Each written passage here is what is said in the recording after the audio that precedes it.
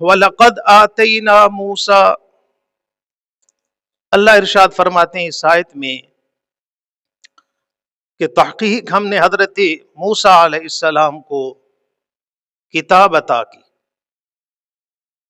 اور آپ کے علم میں ہوگا کہ اللہ نے حضرت موسیٰ علیہ السلام کو کون سی کتاب دی؟ تورات عطا کی۔ آسمانی کتابیں کتنی نازل ہوئیں؟ 4، تورات، انجیل، زبور اور قرآن مجید۔ تورات اللہ نے حضرت موسیٰ کو عطا کی، زبور اللہ نے حضرت داؤد علیہ السلام کو عطا کی، انجیل اللہ نے حضرت عیسیٰ علیہ السلام کو عطا کی، اور قرآن جناب حضرت محمد صلی اللہ تعالی علیہ وسلم کی ذات بابرکت پر اللہ نے نازل فرمایا۔ یہ وہ 4 کتابیں جو اللہ نے نازل فرمائی، ان میں سے ایک اللہ فرماتے ہیں کہ ہم نے حضرت موسیٰ کو کتاب عطا کی، اور اس کتاب کا نام تورات تھا۔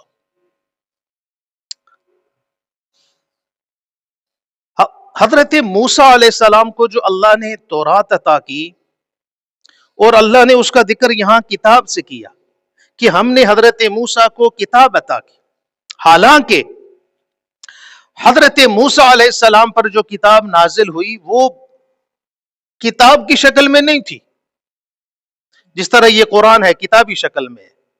حضرت موسیٰ کو جو اللہ نے تورات عطا کی وہ اس طرح کتابی شکل میں نہیں تھی، بلکہ وہ چند تختیاں تھیں۔ کیا تھی؟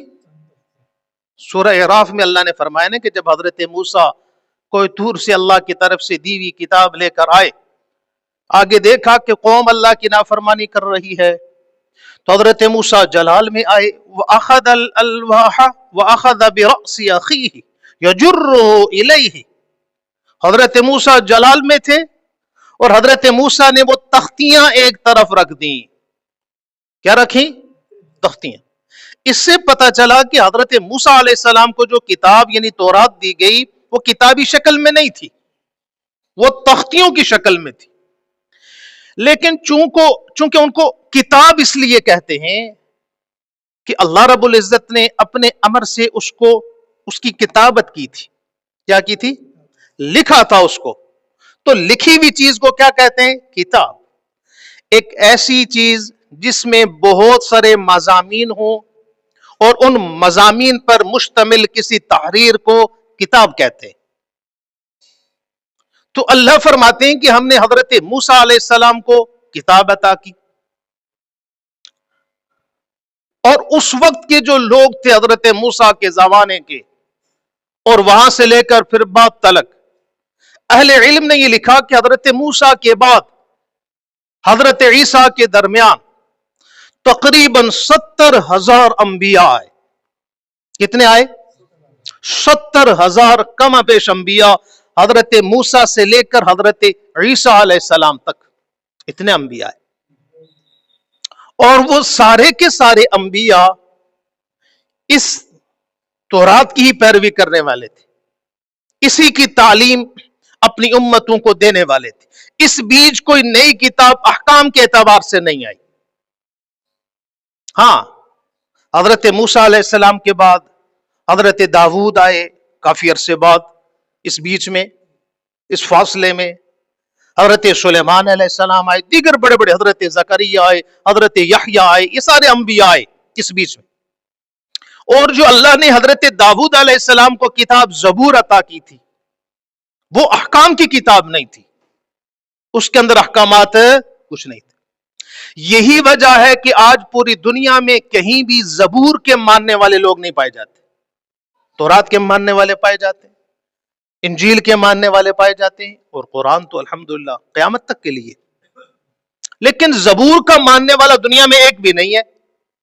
اس کی وجہ اہل علم یہ لکھتے ہیں کہ اس کی وجہ یہ ہے کہ اس کے اندر احکامات نہیں تھے، وہ صرف اللہ کی توحید، اللہ کی حمد و ثنا پر مشتمل ایک کتاب تھی جس کو حضرت داؤد علیہ السلام پڑھا کرتے تھے۔ تو حضرت موسیٰ علیہ السلام سے لے کر حضرت عیسیٰ تک ایک ہی کتاب رہی، آسمانی کتاب تورات کی صورت، اور یہ تمام انبیاء چاہے ایک وقت میں ایک نبی ہو یا ایک وقت میں کثیر تعداد میں انبیاء ہو. اس لیے کہ ایسا نہیں ہوا کہ ایک وقت میں صرف ایک ہی نبی ہو دنیا میں، ایسا نہیں ہوا، بلکہ ہمیں یہ ملتا ہے کہ ایک وقت میں کئی کئی انبیاء بھی اللہ نے بھیجے. جس طرح حضرت لوط علیہ السلام کے زمانے میں حضرت لوط ایک طرف اور دوسری طرف حضرت ابراہیم علیہ السلام موجود تھے. حضرت موسیٰ کے زمانے میں حضرت موسیٰ بھی ہیں، حضرت شعیب علیہ السلام بھی ہیں. تو بسا اوقات ایک وقت میں اللہ نے کئی کئی انبیاء کو بھیجا. لیکن تورات کے بعد سے لے کر انجیل کے نزول تک یہ تمام انبیاء تورات کی پیروی کر رہے تھے، اسی کے مطابق لوگوں کو احکامات سکھاتے تھے، بتاتے تھے.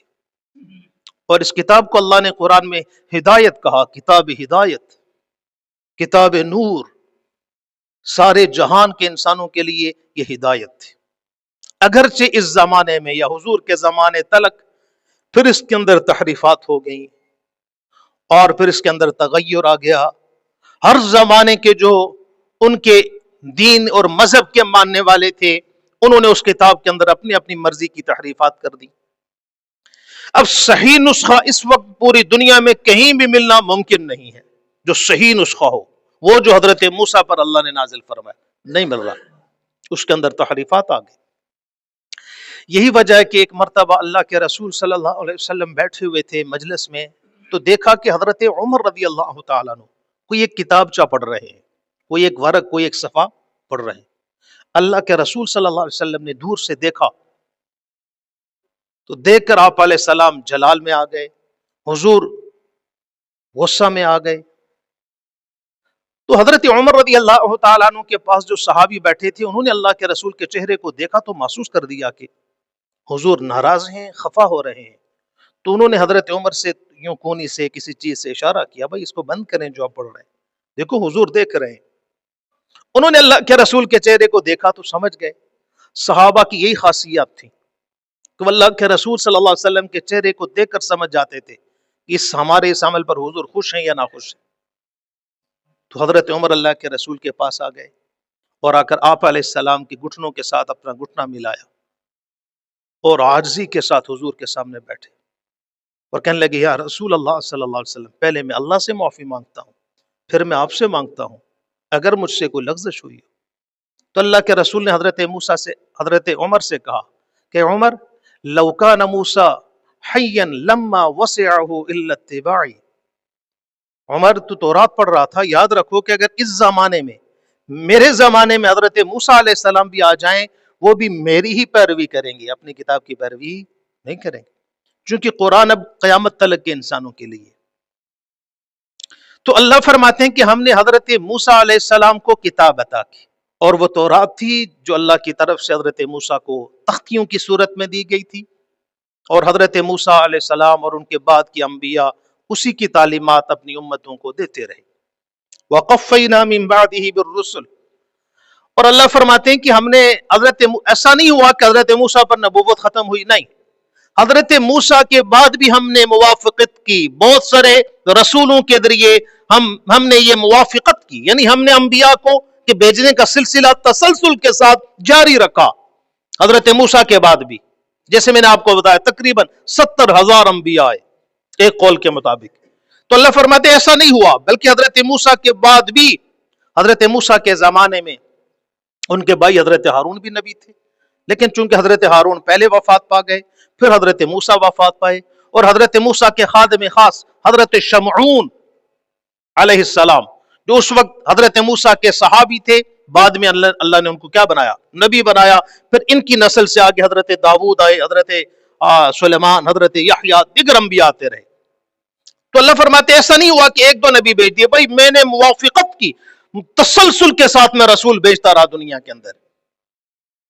اور اہل علم نے انبیاء کی جو کل جماعت ہے 1.25 لاکھ انبیاء، کما پیش 1.25 لاکھ انبیاء، اور بعض مفسرین نے ان کی تھوڑی سی تقسیم کی ہے.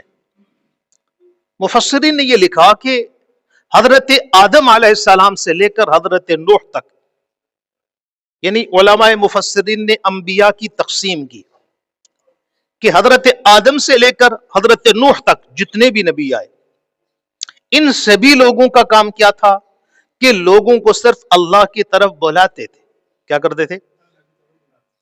اور لوگ جو منکرات کرتے تھے، گناہ کرتے تھے، آگے بڑھ کر ان کو روکنے کا کام ان انبیاء کا نہیں تھا. ان کا کام تھا صرف لوگوں کو اللہ کا پیغام سناتے رہیں، دعوت کا کام جاری و ساری رکھیں. حضرت آدم سے لے کر حضرت نوح تک، پھر حضرت نوح علیہ السلام سے لے کر یہ دوسری جماعت، حضرت نوح سے لے کر حضرت موسیٰ علیہ السلام تک، اس بیچ میں جتنے بھی انبیاء آئے، وہ انبیاء ان کا کام کیا تھا کہ وہ لوگوں کو اللہ کی طرف بلاتے بھی تھے، اور اس کے ساتھ ساتھ قوم کی جو نافرمانیاں تھیں، قوم کے جو باغی لوگ تھے، ان کو اس سے منع بھی کرتے تھے کہ یہ کام مت کرو، یہ اللہ کے غضب کو دعوت دینے کا کی طرح ہے، یہ نہ کرو، یہ نہ کرو. منکرات سے بھی منع کرتے رہے، حضرت نوح سے لے کر حضرت موسیٰ تک. اور حضرت موسیٰ علیہ السلام سے لے کر امام الانبیاء جناب حضرت محمد صلی اللہ علیہ وسلم تک جتنے بھی انبیاء آئے، یہ تیسری تقسیم ہے. یہ وہ نبی ہیں کہ جنہوں نے اپنی قوم کے لوگوں کو حق کی طرف بلایا، اور مد مقابل جتنے بھی اللہ کے دشمن تھے ان کی ٹھکائی بھی کی. اس سے پہلے کہ انبیاء کو ٹھکائی، یعنی دوسرے الفاظ میں جہاد فی سبیل اللہ، قتال فی سبیل اللہ کی اجازت نہیں تھی. حضرت آدم سے لے کر حضرت نوح تک، پھر حضرت نوح سے لے کر حضرت موسیٰ علیہ السلام تک اجازت مل گئی. حضرت موسیٰ کے بعد سے لے کر، یعنی حضرت موسیٰ بھی اس میں شامل ہے، حضرت موسیٰ سے لے کر اللہ کے رسول تک. جیسے حضرت موسیٰ علیہ السلام کی قوم نے وہ قوم اجنادین کے ساتھ، جبارین کے ساتھ جہاد کیا، قتال کیا، اور اللہ نے ان کو ارض مقدس میں پھر سکونت عطا کی. اس سے پہلے انبیاء کے ساتھ یہ واقعات نہیں ملتے کہ انہوں نے کسی قوم کے ساتھ کیا کی ہو، جنگ کی ہو. بہرحال اللہ نے ایک دو نہیں 1.25 لاکھ انبیاء بھیجے، یعنی اللہ رب العزت نے اپنی طرف سے حجت کو تام کر دیا. قیامت میں کوئی انسان یہ نہ کہہ سکے کہ اللہ ہم تک تو انبیاء کا پیغام پہنچا نہیں تھا، ہم تک آپ کا پیغام پہنچانے والا کوئی نہیں آیا تھا، لہٰذا ہم آپ کی اطاعت کیسے کرتے. اللہ نے حجت کو تام کرتے ہوئے ایک نہیں 1.25 لاکھ انبیاء بھیجے. وقفینا من بعدہ بالرسل، اور اللہ فرماتے ہیں کہ ہم نے حضرت موسیٰ علیہ السلام کے بعد بھی ہم نے یہ موافقت کی کہ ہم انبیاء علیہ السلام کو یکے بعد دیگرے بھیجتے رہے. آتینا عیسی ابن مریم البینات، اور ان کے ساتھ ساتھ اللہ فرماتے ہیں کہ ہم نے عیسیٰ بن مریم کو اپنی طرف سے نشانیاں عطا کر رکھی تھی. حضرت عیسیٰ بھی انبیاء کی جماعت میں سے ہیں، اور اللہ نے حضرت عیسیٰ کو کون سی کتاب دی تھی؟ انجیل. کیا دی تھی؟ انجیل اس کتاب کا نام تھا. اور حضرت عیسیٰ علیہ السلام کی ویسے تو ان کی پیدائش بھی اللہ کی طرف سے ایک خاص الخاص نشانی ہے کہ اللہ نے حضرت عیسیٰ علیہ السلام کو بغیر باپ کے پیدا کیا، امر کن سے. حضرت آدم کو اللہ نے بنایا بغیر ماں باپ کے، پیدا کر دیا، اپنی قدرت سے کیا، مٹی سے بنایا، وہ بھی اللہ کی قدرت تھی. اور حضرت عیسیٰ علیہ السلام کو اللہ پاک نے بغیر باپ کے پیدا کیا، اور حضرت مریم علیہ السلام کو اللہ نے ان کی ماں بنایا. عیسیٰ کا معنی عبرانی زبان کا یہ لفظ ہے، بعض کہتے ہیں یہ سریانی زبان کا لفظ ہے. بہرحال عیسیٰ کا معنی ہے مبارک. کیا؟ مبارک، برکتوں والا. اور یقیناً حضرت عیسیٰ بڑی برکتوں والے تھے. پھر حضرت عیسیٰ علیہ السلام کا اپنے بچپن میں ہی، اپنی ماں کے گود میں ہی اس بات کا اعلان کر دینا کہ انی عبد اللہ آتانی الکتاب وجعلنی نبیا، یقیناً میں اللہ کا نبی ہوں، اس کا بندہ، اللہ کا نبی. اللہ نے مجھے نبی بنا دیا، مجھے کتاب دی ہے، اور مجھے احکامات دی ہیں اللہ پاک نے. تو یہ بھی ایک بہت بڑی اللہ کی طرف سے ایک نشانی تھی. تو حضرت موسیٰ کی پیدائش بھی اللہ کی طرف سے بہت بڑی نشانی تھی. اس کے بعد بہت سارے واقعات زندگی میں حضرت عیسیٰ علیہ السلام کے ساتھ آئے کہ حضرت عیسیٰ علیہ السلام جب اپنی قوم کو دعوت دے رہے تھے، جوانی کی عمر میں لوگوں کو اللہ کی طرف بلا رہے تھے، تو اللہ پاک نے بطور معجزات کے، بطور نشانیوں کی بہت ساری نشانیاں عطا کی. جیسے سورہ آل عمران میں اللہ فرماتے ہیں وَرَسُولًا إِلَى بَنِي إِسْرَائِيلَ أَنِّي قَدْ جِئْتُكُمْ بِآيَةٍ مِّن رَبِّكُمْ. حضرت عیسیٰ اپنی قوم کے لوگوں کہتے ہیں کہ قوم کے لوگوں میں تمہاری طرف، تمہارے رب کی طرف سے نشانیاں لے کر آیا ہوں. انی اخلق لکم من الطین کہیئۃ الطیر فانفخ فیہ فیکون طیرا باذن اللہ. حضرت عیسیٰ کہتے ہیں، حضرت عیسیٰ کا ایک بہت بڑا معجزہ تھا کہ وہ مٹی سے پرندے کی شکل بناتے تھے، مٹی سے پرندے کی شکل بناتے تھے اور اس میں اللہ کے حکم سے پھونکتے تھے تو وہ پرندہ بن کر ہوا میں اڑنا شروع ہو جاتا. وَأُبْرِئُ الْأَكْمَحَ وَالْأَبْرَصَ وَأُحْيِي الْمَوْتَى بِإِذْنِ اللَّهِ. حضرت عیسیٰ اپنے قوم کے لوگوں کو سمجھا رہے ہیں کہ دیکھو میں اللہ کی طرف سے یہ دلائل لے کر آیا ہوں.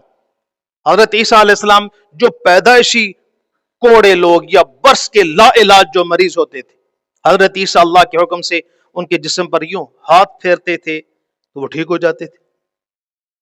وَأُنَبِّئُكُمْ بِمَا تَأْكُلُونَ وَمَا تَدَّخِرُونَ فِي بُيُوتِكُمْ.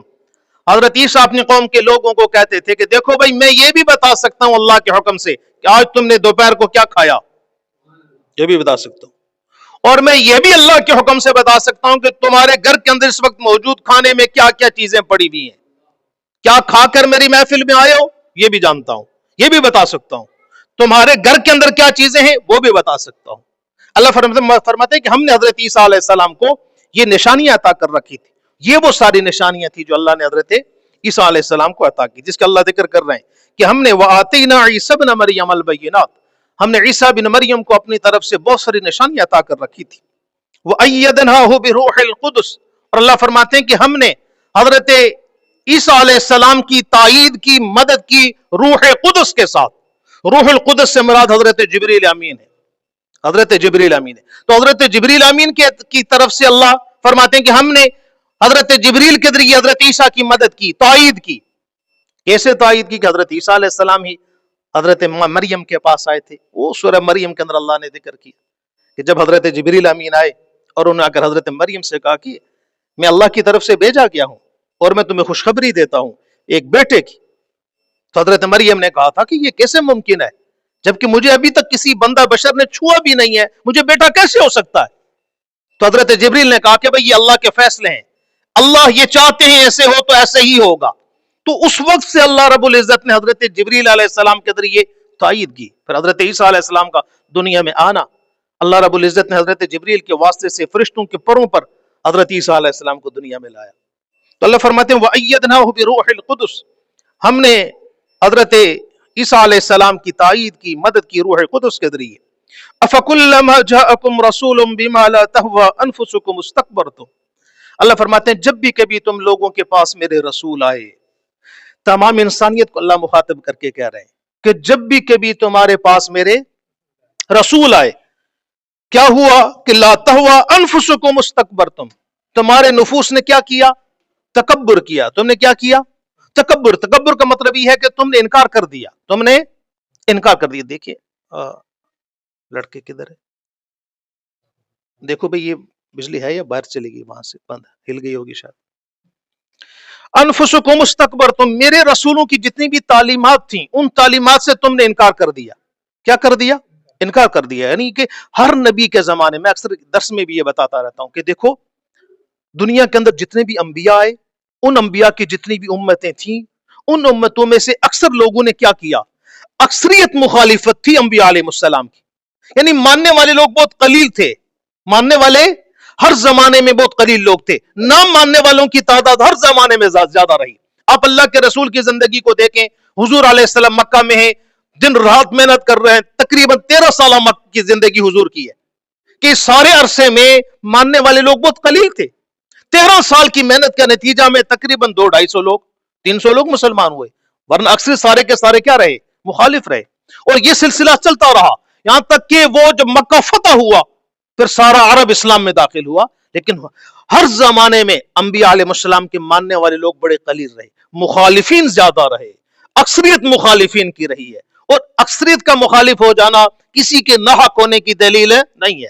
جس طرح ہمارے ہاں لوگ کہتے رہتے ہیں کہ بھائی جس آدمی کی کوئی مخالفت نہ کرے ہمارے ہاں وہ بندہ بڑا صحیح ہے. وہ کیا ہے, یہ بڑا صحیح بندہ ہے جی, اس کی سارے مننے, سارے مننے والا جس کو سارے مانے وہ منافق آدمی ہے. وہ کیا ہے, منافق ہے. اس کی ساری تعریف کریں کہ بہت چنگا بندہ ہے, تے مسئلہ سجے کھبے مار رہے نہیں. یہ نفاق ہے. انبیاء علیہ السلام کی تعلیمات بھی ہیں, انبیاء علیہ السلام کی زندگی یہی بتاتی ہے کہ اکثر جو نافرمان لوگ, نہ ماننے والے لوگ انبیاء کی زندگی میں زیادہ رہے. تو اللہ فرماتے ہیں کہ استکبرتم, تم لوگوں نے, ہم نے جب بھی رسولوں کو بھیجا اور میرے رسولوں نے جب بھی تمہیں اللہ کی طرف بلایا, تم نے ہمارے رسولوں کی کیا کی, مخالفت کر دی, اور تم نے اللہ کا انکار کر دیا. جیسے حضور کے زمانے میں بھی ایسا ہی ہوا. فَفَرِيقًا كَذَّبْتُمْ وَفَرِيقًا تَقْتُلُونَ. اور اللہ فرماتے ہیں کہ ان میں سے ایک گروہ نے کیا کر دیا؟ جھٹلا دیا. جب بھی جتنے بھی انبیاء آئے اگر انہوں نے اپنی اپنی قوموں کو اللہ کی طرف بلایا، ایک گروہ ایسا بن گیا جنہوں نے ان کو کیا کر دیا؟ جھٹلا دیا. بھائی ہم آپ کو نبی مانتے ہی نہیں ہیں، ہم آپ کی بات ہی نہیں مانتے.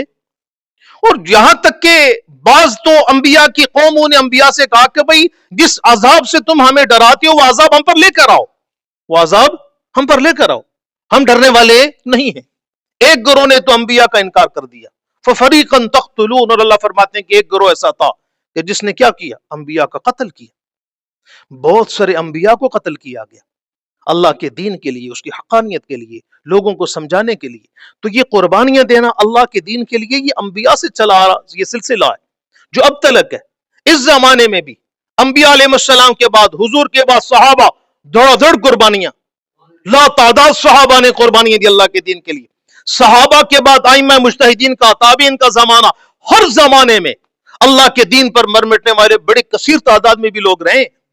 جہاں اللہ کے دین کے مخالف رہے ہیں وہاں اللہ کے دین پر اپنا سب کچھ قربان کرنے والے لوگ بھی اللہ نے پیدا کیے ہیں. سارے ایسے لوندے نہیں ہوتے کہ لکیر کے فقیر بن جائیں، کوئی ادھر کھینچے بس سب کو اپنی طرف سلوٹ مارنا. ایسے ہر زمانے میں نہیں رہے. الحمدللہ ہر زمانے کے اندر اللہ نے علماء حقہ کو پیدا کیا جو اللہ کے دین کی حفاظت کرتے رہے.